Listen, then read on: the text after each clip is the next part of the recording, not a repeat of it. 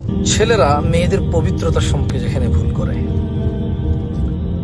একটা ছেলে নানা ধরনের অপরাধে লিপ্ত হয়, সে জুয়া, মদ, নেশা, এগুলো তো মেয়েরা খুব কমই আছে। আসলে ছেলেরাই বেশিরভাগ অংশগ্রহণ করে মদ, জুয়া এগুলোতে।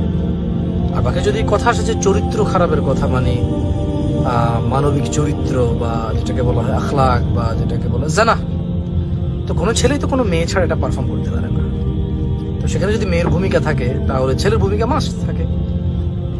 তখন ধরে দেখা যাচ্ছে যে মেয়েদের অধিকাংশই মদ, জুয়া, মারামারি এগুলোতে নেই, নেশা এগুলোতে নেই। তবুও ছেলেরা হঠাৎ করে ভালো হওয়ার চেষ্টা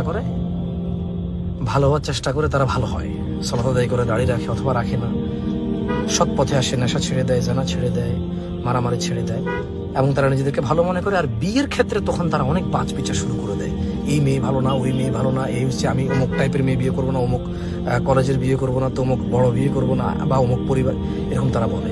তারা মনে করে তারা পবিত্র, কেন? তারা এখন ভালো হয়ে গেছে, সে ভালো আশা করে। তো ভাই, একটা মেয়েও যদি খারাপ হয়, সেও যদি আল্লাহর কাছে ক্ষমা চায় আর ওই পথটা ছেড়ে দেয়, পর্দা করা শুরু করে, অসৎ পথ ছেড়ে দেয়, সেও তো পবিত্র, ঠিক না? যে আল্লাহর কাছে তুমি ক্ষমা চেয়ে পবিত্র হয়েছো, একই আল্লাহর কাছে সে ক্ষমা চাওয়ার কারণে সেও পবিত্র, সেও ভালো।